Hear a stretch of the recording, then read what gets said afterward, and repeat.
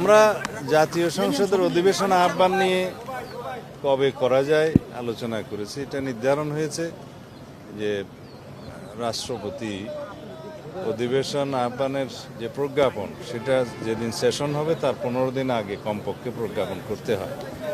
তো এই সামারিটা জাতীয় সংসদ সচিবালয় থেকে মাননীয় প্রধানমন্ত্রীর দপ্তর হয়ে রাষ্ট্রপতির কাছে যাবে।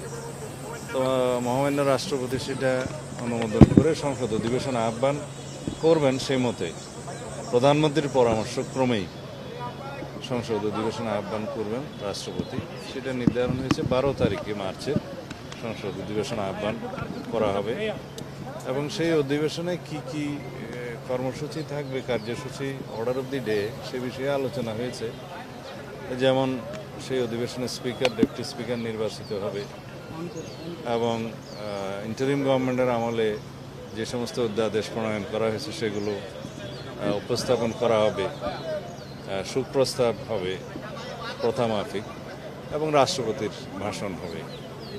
আর অন্যান্য যে সমস্ত বিষয় থাকবে সেগুলো পার্লামেন্টের রেগুলার যেগুলো জব সেগুলো হবে। এই আলোচনা সেটা নির্ধারিত না, সে বিষয়ে এখনো কোনো আলোচনা হয়নি। স্পিকার, ডেপুটি স্পিকার চূড়ান্ত হয়েছে কিনা সেগুলা পরে হবে। তারপরে আমরা দেখেছি যে এক ধরনের সন্ত্রাসী কর্মকাণ্ড হয়েছে একবারে গার্মেন্ট একটা অফিসে ঢুকে। এই ধরনের কর্মকাণ্ডগুলোকে আপনার এরকম একটা সংবাদ আমাদের কানেও এসছে। আমি এটা খোঁজ নিতে বলেছি, তদন্ত করে আমাদেরকে রিপোর্ট সাবমিট করতে বলেছি।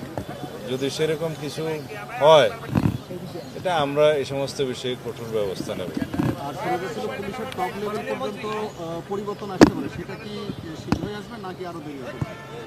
না, কিছু পরিবর্তন তো আসবে, একটু সময় দিলে আর কি।